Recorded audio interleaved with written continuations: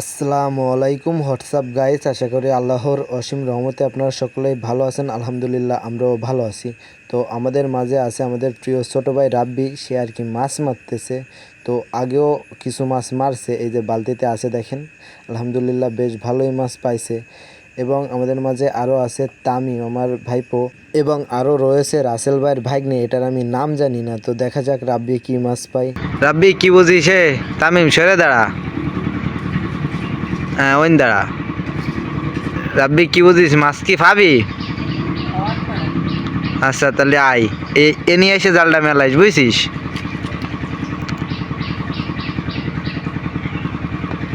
দেখা যাক রাব্বি কি মাছ পায়।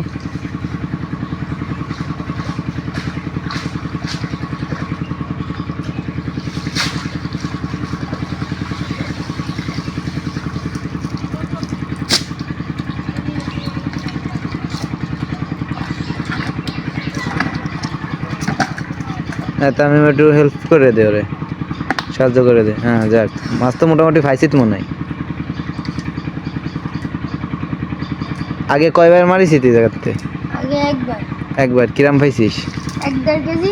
যাক, এটা কি হরিঙ্গে না ওই সাদা মাছ? হরিঙ্গে। যাক আলহামদুলিল্লাহ।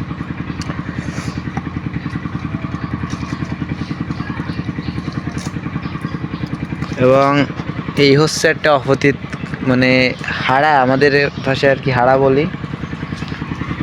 এবং এইখানে আর কি অ্যাডজাস্ট করা খালের সাথে, সেই কায়দায় আর কি এখানে মাছ আছে।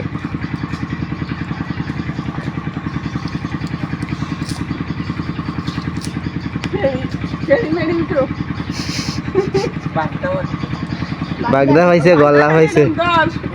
এ বাগদাটা দেখা দি। হ্যাঁ যাক,